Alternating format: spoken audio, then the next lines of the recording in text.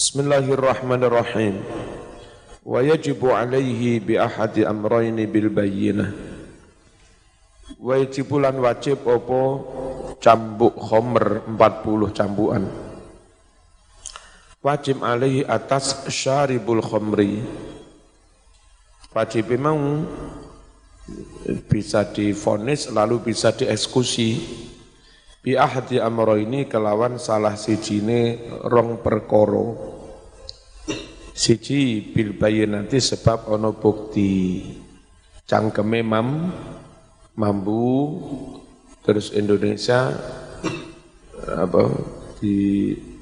diambil sampel darah urinnya terus konangan ngombe atau dengan adanya dua saksi juga. Awil ikrar utawa ngaku, ayo ngombe yo.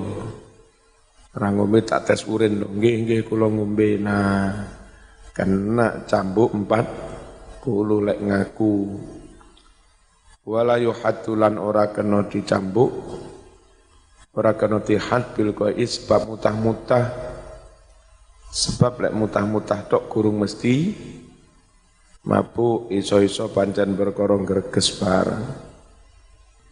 Wal istingkahi lan ora kena dicambuk perkara mambu abab. Sebab lek mambu abab ngono iso-iso nyun sewu karo kancane dipeksa diglogok. Ya kalebon tenan tapi enggak perkara ngombe dipeksa ya. Keterangan nomor 1. Ayat tegese yasbutu bisa ditetapkan dijatuhkan vonis apa al-haddu hukum had alaman atas orang syaribal muskiro yang minum sesuatu yang memabukkan dijatuhkan hukum idza syahida jika telah bersaksi alaihi atas peminum khamr tadi rajulani 2 orang saksi bidzalika dengan adanya minum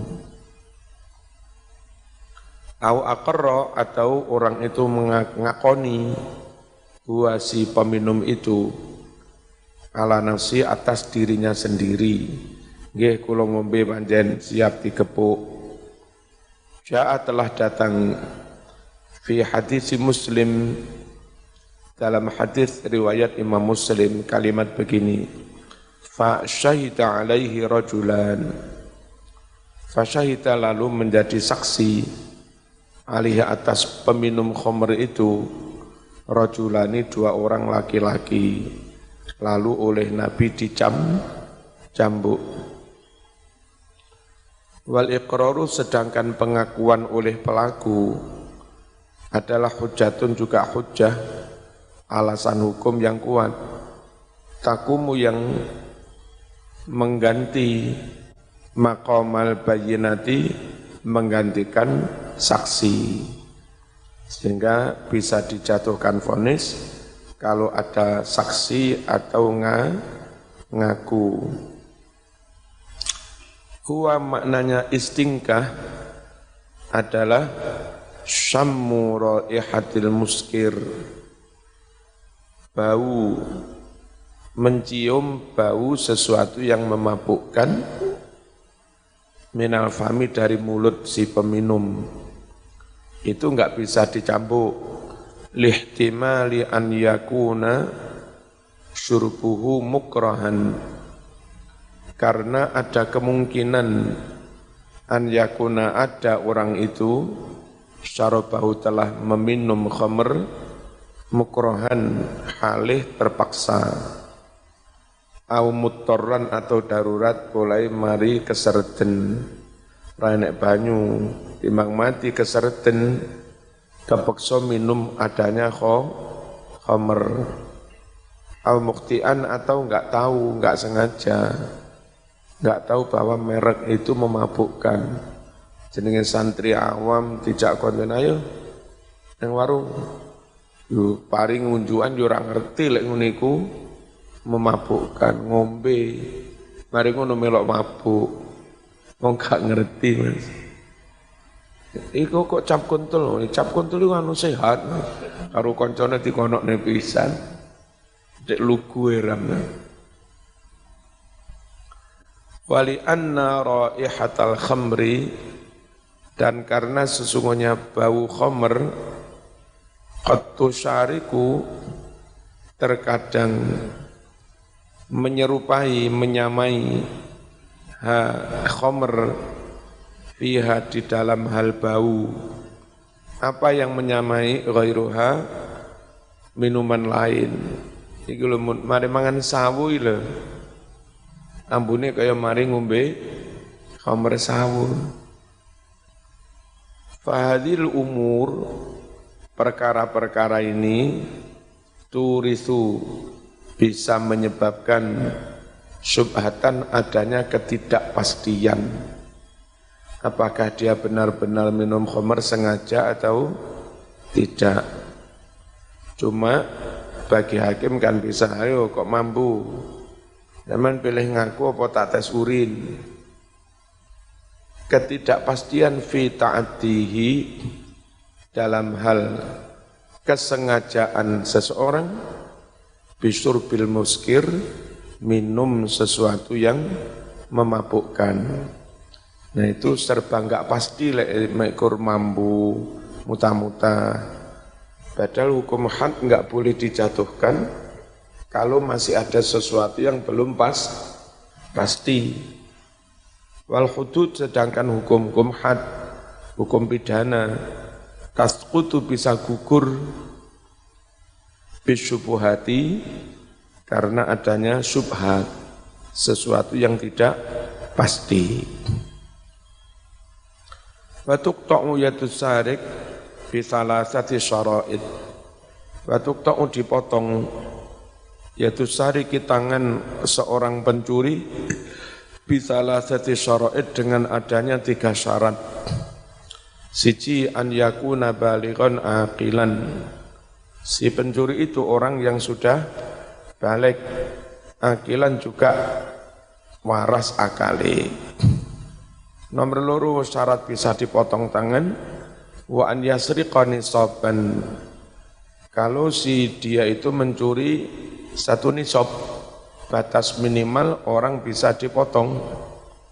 Iki kok malah ngerokok, iki piye cah mburine masjid iki? Ngaji Mas kok malah ngerokok. Wa an yasriqa, hendaknya mencuri nisaban, batas 1 nisab. Qimatu, nilainya batasan minimal orang bisa dipotong tangan, ruba'u dinar, 1/4 dinar. Berapa 1/4 dinar? Kalau 1 nisab kira-kira 50 juta, 1 nisab apa emas perak itu. 1 nisab itu 20 dinar. 20 dinar kira-kira nilainya 50 juta. Kalau 1 dinar berarti nilainya kira 2,5 juta 1 dinar. Kalau 1/4 dinar nilainya kira-kira 600.000 lebih sedikit. Nyuri 700, nilainya 700.000 kepotong tangan. Nyurinya min khirzi mislih, dari tempat penyimpanan wajarnya barang seperti itu. Kalau nyuri duit dicuri dari laci yang sudah dikunci, itu kena potong tangan. Nyuri surat-surat, nyuri dari brankas yang sudah dikunci, itu kena potong tangan. Nyuri sepeda yang sudah ditaruh di empernya dikunci, beda ya dikunci, kok sik dicuri, kena potong tangan. Nyuri sapi dari kandang, kandangnya sudah dikunci, kena potong tangan. Kalau nyurinya dari tempat yang seharusnya barang seperti itu enggak disimpan kayak begitu, Nyun sewu ana emas ning halaman terus dicuri, ya dosa nyuri, tapi enggak kena potong tangan. Yang naruh emas di halaman rumah itu juga salah. Nenteng-nenteng, ngiming-ngiming, enggak menyimpan. Ya, mestinya nyun sewu, duit diteleh, dompet deleh tas, ini tambah diketok ning ngono, neng kesak mburi, ketok atusan. Jadi sekali lagi, pencuri duit, pencuri barang dipotong tangan, kalau memang duit itu sudah disimpan secara wajar. Mencuri mbak-mbak, padahal sudah dilemburi, harus dikunci gerbong. Ngono mudi sik melompat nyuri siji, kena potong apa ya? Ini mbak-mbak keluyuran, moro-moro dicolong karo muti, ya salah sing keluyuran. Lamilka yang sama sekali enggak ada hak kepemilikan lahu bagi pencuri di dalam barang itu. Kalau orang nyuri dan dia punya hak milik di situ ya enggak dipotong tangan. Bapak ibu is mati, zaman kan punya hak waris di situ. Terus enggak endang dibagi-bagi karo masih warisan. Sama nyolong sapi, enggak kena dipotong tangan karena sama juga punya hak milik di sapi warisan itu. Ya, sama karo koncomu mendirikan pabrik, terus sama juga punya saham. Nyuri barangnya pabrik, nah zaman juga ikut punya saham di situ. Enggak kena dipotong tangannya karena niate aku cukup bagianku. Besok aja les dibagi longono gak apa-apa. Wala syubhata dan tidak ada syubhat, ketidakjelasan fi malil masruqi minhu pada hartanya orang yang dicuri. Wes keterangan masalah pencuri dipotong tangan karena ada 3 syarat. Wal aslu utawi dalil fi hadza mengenai hal pencurian ini qauluhu firman Allah Ta'ala was-sariqu was-sariqatu faqta'u aydiyahuma, pencuri laki-laki, pencuri perempuan, maka potonglah olehmu aydiyahuma tangannya jazaan sebagai balasan bima kasaba apa-apa yang telah mereka lakukan, nakalam minallah sebagai hukuman dari Allah, wallahu azizun hakim, Allah maha perkasa tapi juga maha bijaksana. Biasanya kalau penguasa dunia, kalau perkasa semena-mena, kalau sabar biasanya lemah. Pemimpin lemah, pemimpin sabar anjane lemah, manut kono-kono. Pemimpin kuat, semen, sama nama Allah itu hebat. Ya kuat, ya perkasa, tapi juga bijaksana.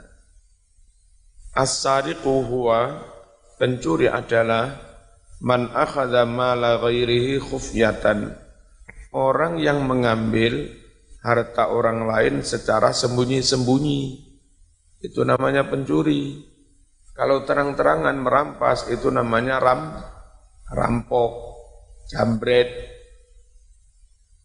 Min khirzi mislih, mencurinya dari tempat penyimpanan sewajarnya barang itu. Kalau nyurinya dari tengah jalan, belum tentu disebut nyuri, itu nemu, tukotoh, nemu barang hilang. Ya, ini ngambilnya dari tempat yang sepantasnya barang itu disimpan. Ala sabili ta'ati secara sengaja, Kalau nggak sengaja namanya nggak nyuri. Ono mbak-mbak numpak sepeda, dikira sepeda dhewe tibake dudu ngono aja mau bongok maling. Kepuki wong pancen keliru. Wasayati dan bakal datang, apa yang bakal datang? Maknal khirzi, maknanya al-khirzi, tempat penyimpanan yang lumrah, yang umum itu. Ba'da qalil, sebentar lagi, just moment, little moment. Nakalan minallah, apa nakalan itu? Uqubatan sebagai hukuman tarta'u yang bisa mencegah ghairahu orang lain, membuat kapok si pelakunya dan menjadi pelajaran buat yang lain, mencegah yang lain anirtikabi misli jinayatih, dari melakukan kejahatan serupa. Wa takunu ibratan, dan hukuman itu menjadi pelajaran tepotulodo liman ya'tabir, bagi orang yang ingin mengambil pelajaran. Syaratnya mencurinya ada genap 1 nisab, bukan nisab zakat ini. Nisab batas minimal orang bisa dipotong tangan. 5 karena hadis rawa yang telah meriwayatkan Al-Bukhari, Imam Bukhari, wa Muslimun dan Imam Muslim, wa lafdulahu, redaksi hadis ini milik Imam Muslim.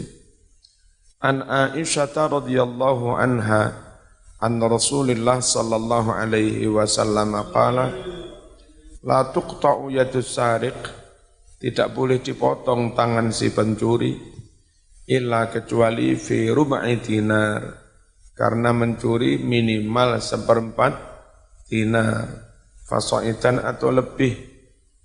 Wa dinaru, dinar ini uang Mesir, ini uang Inggris, yusawi menyamai, 1 dinar itu menyamai nisfa lirah,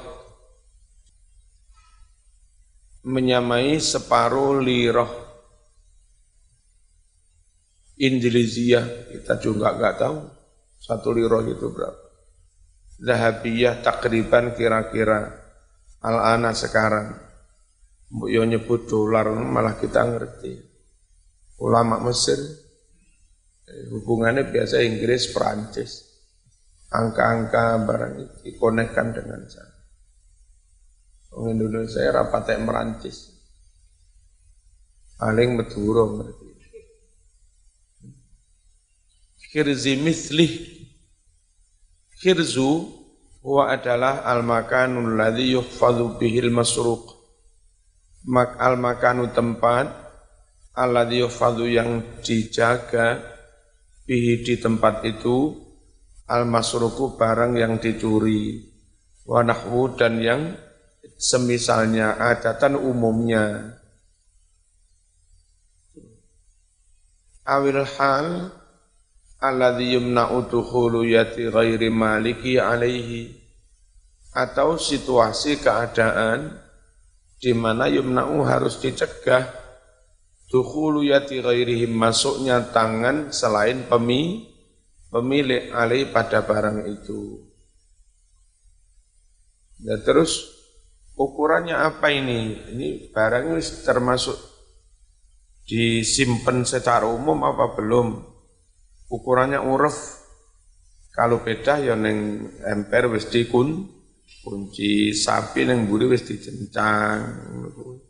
Umumnya, wal urfu ukuran uruf umumnya masyarakat, wa ya uruf adalah al-marji'u yang menjadi rujukan fi tahdidil khirzi, dalam mendefinisikan khirzi, mendefinisikan tempat penyimpanan, wa adamihi atau tidak adanya khirzi. Badalla ala istiratil khirzi ahadis, Wadalla telah menunjukkan atas disyaratkannya penyimpanan secara wajar ahaditsu hadis-hadis.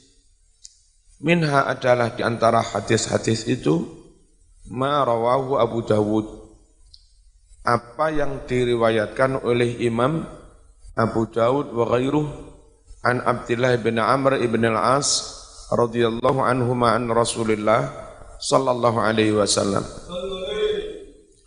annahu su'ila anis samar al-mu'allaq. Pingin banget luwe ghaira muttakhidin khubnatan, dengan tidak mengambil khubnah apa gembol.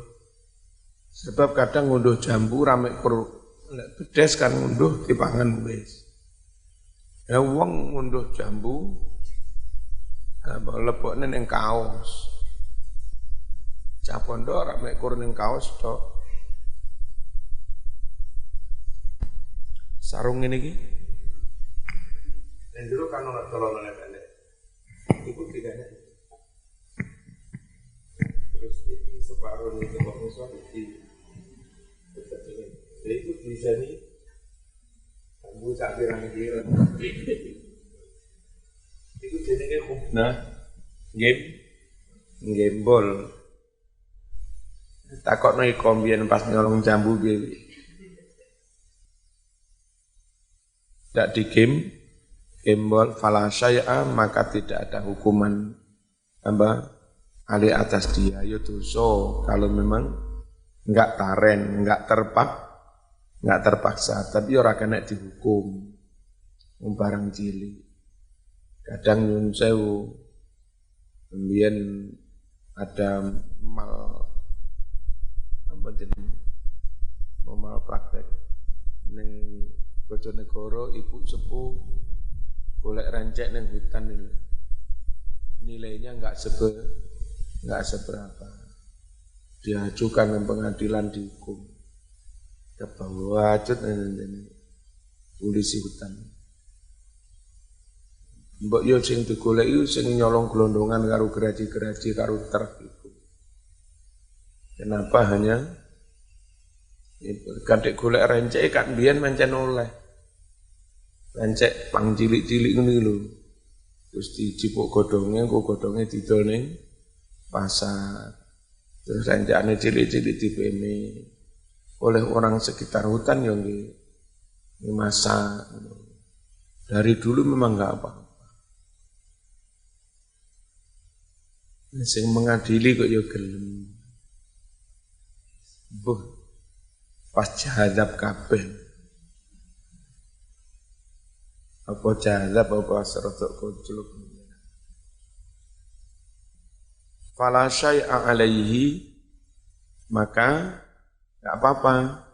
Faman kharaja bi syai'in minhu, dan barang siapa keluar dengan membawa minhu dari buah-buahan yang dicuri gembol, fa'alaihi gharamuhu mislaihi, maka wajib atas dia gharamu ngijoli, nempuh mislaihi 2 kali lipat, didenda ngijoli wal ukubatu, dan hukuman.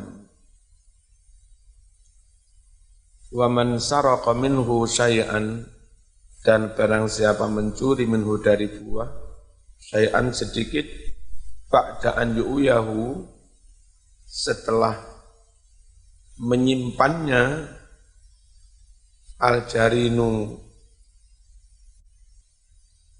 nang kene ya gudang apa lek gudang gabahi macam lumbung, biyen jenenge tutuk lumbung sing nemburi terus. Fabalagha samanal mijan, lalu nilainya itu mencapai sama dengan harganya mijan. Mijan itu perisai tameng, sama dengan harganya tameng, 1/4 dinar harganya. fa'alaihil qat'u, maka wajib atasnya al-qat'u, potong tangan. Nyolong buah dipangan dhewe ra kena hukuman. Nyolong buah metu toko kebon gembol, denda 2 kali lipat plus dihukum, bukan potong tangan dihukum, ditakzir. Mungkin taboki karo sandal piye ya. Kalau nyuri di tempat padahal barang sudah disimpan di gudang, simpan yang wajar, sik dicuri, nilainya ada 1 mijan, 1/4 dinar, barulah kena hukum potong tangan. Khabnah hiya ma yahmiluhu rajul, sesuatu yang dibawa seseorang fi thawbihi, dilebokne ning jero klambine, jenenge gembol. Al-uqubah maksudnya denda 2 kali lipat plus uqubah, itu at-ta'zir. Apa? Ya dia ditakzir ben kapok. Nek perlu kon ngrapi cah sing paling ayu pisan ya kapok. Ya padha nyolong kabeh. Al-jarin, al-badir, gudang, wamadan apa-apa fi makna yang semakna dengan gudang. Mimma yakni segala hal tufadu yang memang disimpan di dalamnya asimaru buah-buahan, wanahwa dan yang semisalnya. Al-mijan kullu ma segala sesuatu yutawaqqabihi yang dipakai melindungi, wa yustataru dan dipakai menutup diri, min darbatis silah dari pukulan pedang, alat yang dipakai untuk melindungi diri dari pukulan pedang kalau pas perang, namanya tameng, perisai, katursi seperti perisai. Kanat qimatuhu tuqaddar biruba'i dinar, adalah harganya mijan tuqaddaru dikira-kirakan biruba'i dinar, kira-kira 1/4 dinar. Menunggui lamil kafi, yang si pencuri itu enggak punya hak milik, kalau ikut punya hak milik ya enggak dipotong tangan. Ayat fil masruq, enggak ada saham kepemilikan pada barang yang dia curi. Kalau kana lis-sariqi milkun, maka jika ada milkun hak kepemilikan lis-sariqi bagi pencuri, fihi di dalam barang tersebut, kama law saraqas sariq min mali syirkah, sebagaimana andai si syarik itu yang ikut kongsi, punya saham namanya syarik, min mali syirkah dari bondone koperasi yang dia ikut punya, falaqat amaka enggak ada hukum potong tangan alih bagi dia. Terus maksudnya laisa lisariki syubhatu milkin fi malil masruqi minhu, enggak ada bagi pencuri itu sesuatu yang mirip-mirip kepemilikan fi malil masruqi minhu, pada hartanya orang yang dia curi. Falau kana lahu fi syubhatu milkin, andai orang itu punya syubhatu milkin, bukan milik tapi mirip-mirip kepemilikan. Misalnya anak nyuri barang orang tuanya, memang milik orang tua bukan milik anak. Tapi jenenge anak loh mas, itu kan ya sak keluarga, kayak milik bersama. Lho mosok sak keluarga arep mangane taren. Kula ngambil sendok nggih. Arep mangan lho. Kula badhe mam sak piring, sendoke ngambil, gelasé nggih ngambil, piringe nggih ngambil, kula lungguh kursi tak izin nggih. Lah ya repot no. Ya. Dalam keluarga itu meskipun itu milik orang tua, anak-anak punya syubhatu milkin, boleh intifa, boleh mengambil manfaat. Ora kena dipotong tangannya Mas. Anak nyolong teko omahe dhewe potong tangan ngawur. Bapakmu nyolong nakamu mau potong tangan, piye kuwi?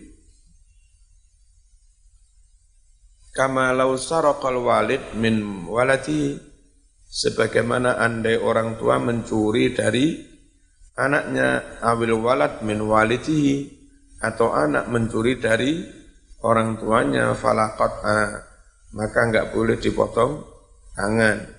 Li subhatil milki, karena ada subhatul milki, sesuatu yang mirip-mirip kepemilikan. Apa? Bistihqaqin nafaqah, karena berhak mendapat biaya hidup. Bismillahirrahmanirrahim. Wa tuqta'u, dipotong, yadul yumna, tangannya yang kanan, kalau nyolong pertama, dan terbukti, dan memenuhi syarat. Di mana motongnya? Min mifsalil ku, dari persendian pergelangan. Motongnya di pergelangan itu. Syukur-syukur enggak langsung dipotong jeret. Ada dokter ahli dimasukkan ke bedah, langsung potong. Jadi enggak hancur tulangnya. Ya. Ini kapok tenan, sekali iso nyolong mana. Terus untuk di konteks Indonesia, begini ini masih sulit. Ini di zaman Nabi, zaman sahabat, Nabi itu berhasil mendidik umat Islam sampai full jujur, full amanah, full takut Allah. Sehingga proses pengadilan yang lebih banyak bertumpu pada informasi saksi. Itu kalau saksi bilang nyuri, ya nyuri benar. Karena saksi ketika itu benar-benar takut Allah. Bohong sak rambut nggak berani. Nah, karena saksi, kualitas saksi mantep-mantep, Mas. Ada 2 orang jadi saksi, betul dia nyuri demi Allah. Kamu tahu? Iya demi Allah. 2 orang bersaksi. Kena potong. Nah, kalau di sini ada sentimen antar kelompok, mumpung sing nek kasus iku yen saya ngaku ning kampus sih. Entah iki. Orang berani menyampaikan kesaksian palsu. Kalau kualitas para saksi, kualitas para hakim, kualitas para jaksa, kualitas para aparat seperti Indonesia yang kadang disogok 10 juta berani berbohong.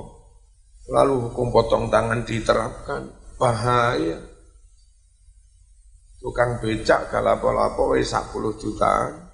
Aku ngomong ini ya. Kena potong tangan Marzuki. Berdasar saksi secara zahir, hakim enggak salah wong ono saksi secara zahir. Sudah, proses zahir sudah potong tangan. Selesai potong tangan, terus ada pernyataan cabut dari saksi. Ngapunten, saya kemarin menyampaikan kesaksian palsu. Jadi ini matamu, kadung tanganku tugel, baru dicabut. Bahaya. Jadi ketika ulama-ulama Indonesia belum berani merekomendir hukum potong tangan, bukan berarti GNU, G Muhammadiyah itu menolak hukum syariat, tapi membaca situasi yang jauh beda kualitas saksi, kualitas penegak hukum dibanding di zaman Kanjeng Nabi. Paham ya? Nah itu saiki barang ana hukum kisos. Ya bagi carane mateni kiai itu. Ayo. Kok dilaporkan membunuh orang. Iya, betul. Dan nyuwun sewu, sistem pengadilan Islam cukup ada 2 orang saksi kena. Demi Allah saya bersaksi, ini yang membunuh itu. Kamu, demi Allah saya bersaksi, ini yang membunuh itu. Dok. kisos. Jumat setelah Jumatan bawa di depan masjid, gantung. Udah, itu hukum Islam secara harfiah itu begitu. Harus dipotong tangan kiai yang kebetulan musuhi organisasi ini. Pas pemerintahannya dikuasai organisasi tertentu. NU dintai. Situ dengan tujuan membunuh. TS. Mari ngono jarak seminggu saksi ini. Mohon maaf kemarin saya terpaksa menyampaikan kesaksian. Itu enggak benar, saya dalam tekanan dan ancaman.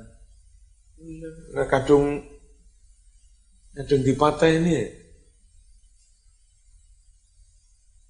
Jadi itu ideal banget, tapi situasinya yang belum ideal. Sehingga malah kontraproduktif. Ya, malah terjadi kekacauan. Hukum syariat yang sangat ideal diterapkan dalam situasi yang tidak normal, diterapkan oleh penegak hukum yang tidak ideal, hasilnya lama tambah enggak karu-karu. Udah karo nyuwun sewu, kalung api kalung emas intan. Ya tidak mau kalung neneng kirek lah ya man kalung itu Mas. Ya. Ono mbak-mbak wahyu hafizah ning terus IP-ne 4,00 Dajak dirabi karo cah tukang ngomben ra salat aja. Aduh. Eman-eman banget. Hukum syariat yang sebegitu mulia dipaksa diterapkan oleh penegak hukum yang brengsek. Akhirnya Islam yang kena. Dulu contoh negara menerapkan hukum Islam. Gila jadinya kacau. Bukan salah hukum Islamnya. Apa? Salah aparatnya. Ya. Makanya kiai Indonesia belum berani merekomendasikan hukum potongan, belum berani. Nah, golongan konco-konco mungkin konco-konco sing khilafah. Jadi mereka yang penting hukum Islam, nggak melihat situasi. Jangankan sampai hukum Islam, selama Orde Baru kira-kira 30 tahun, kebetulan Pak Harto itu condong menggandeng kelompok Islam tertentu di luar NU. Sing didadekne menteri sitok gak ono sing NU selama Orde Baru.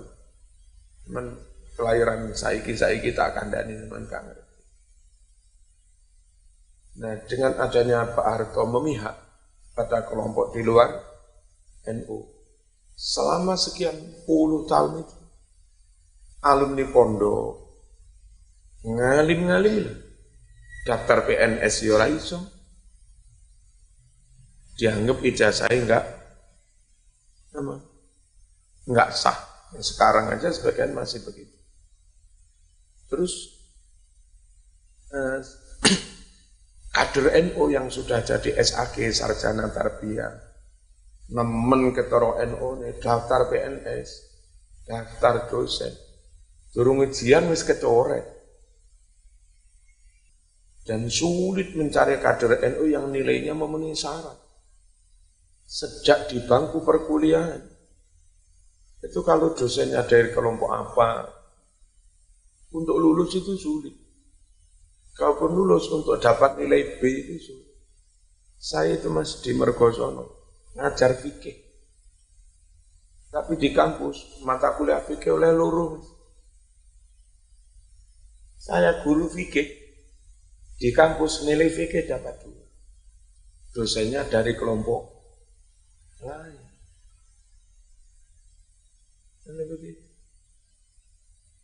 Jadi situasi Indonesia kayak begitu.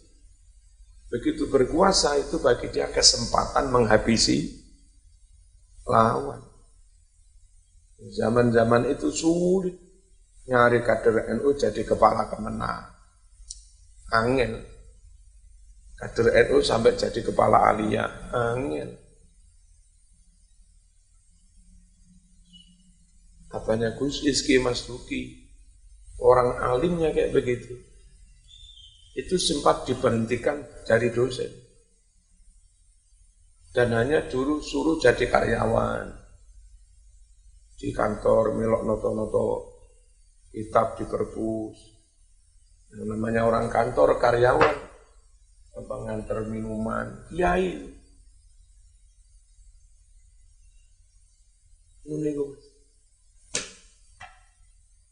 Nah kalau sampai diterapkan hukum Islam, suasananya mungkin juga seperti itu. Begitu negara ini dikuasai kelompok tertentu, kesempatan menghabisi kelompok lain. Tahu Kiai Badowi nggak di? Ya, alim banget. Ketua MUI. Beliau jadi PNS di Kemenak Kota Malang. Itu loh bertahun-tahun tadi setahun.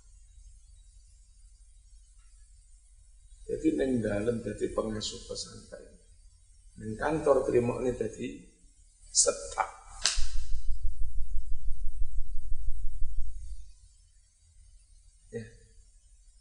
Situasi Indonesia kayak gitu. Terus belakangan kira-kira beberapa tahun menjelang pensiun baru menjadi kasih. Seingat saya, Badowi sempat menjadi kasih haji. Belum pernah menjadi kabak. Kasih. Belum pernah menjadi kepala Kemenak, ditambah kedukuran kepala. Apa NU balas dendam? Enggak. Ketika Gus Dur jadi presiden, itu mengangkat Menteri Pendidikan juga dari kader kelompok lain. Tetap merangkul semua. Kalau NU nggak balas dendam, kenapa oleh Marzuki diceritakan? Ya Gus Dur itu begitu. Gus Dur dendam. Gus dimaafkan apa enggak sih? Memaafkan sih, iya. Lupa tidak. Itu sebagai sejarah nggak boleh dilupakan. Biar menjadi pelajaran. Tapi ya tetap sesama anak bangsa kalau NU tetap memaafkan. Memaafkan pun kalau tahu sejarah, itu tetap berhati-hati, enggak sembrono. Awas kelompok itu karakternya seperti ini. Awas kelompok itu karakternya seperti ini. Kita enggak memaafkan, pendendam, enggak baik sesama anak bangsa. Kita memaafkan tapi lupa sejarah. Baik-baik kita memaafkan suatu ketika lehermu diinjak orang. Enggak baik juga. Ya. Bismillahirrahmanirrahim. Itu Mas, jas merah. Jas merah. Jangan sekali-kali melupakan sejarah. Kudu perkara PDI ngawur. Alku adalah al-azmu belung tulang an-nati yang menonjol mimma yalil ilham mimma dari tempat yali yang nyandingi al-ilham jempolan. Tulang menonjol dekatnya jempolan. Berarti pergelangan. Fi mifsalil kaffi pada persendian telapak tangan ma'asaidi dengan lengan. Persendian antara telapak tangan dengan lengan.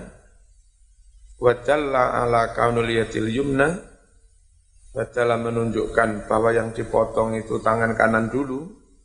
Qiraatu Ibnu Mas'ud, bacaan Qur'annya oleh Ibnu Mas'ud. Faqta'u aymanahuma, kalau Quran yang umum aidiyahuma. Kalau Ibnu Mas'ud bacanya aimanahuma, potonglah tangan kanannya. Wahya fi hukmi haditsil ahad, bacaan Quran oleh sahabat hukumnya sama dengan hadis ahad min haitsul ihtijaju biha, dari sisi berhujjah dengan bacaan sahabat. Alal ahkam, berhujjah untuk hukum-hukum fikih. Wa inda Tabrani anna Nabiya sallallahu alaihi wasallam utiya bisarik, riwayat Imam Tabrani bahwa Nabi itu dihaturi seorang pencuri. Niki lo Nabi malingi, faqat ala lo Nabi memotong, mana yang dipotong? Kanan apa kiri? Yaminuhu, tangan kanannya. Wa kanul qat'i min mifsalil ku, bahwa memotong itu dari persendian pergelangan. Lima, karena hadis jaa yang telah datang fi hadisi sariqati Rida Sofyan, tentang kasus pencurian selendangnya Sofwan bin Umayyah radhiyallahu anhu.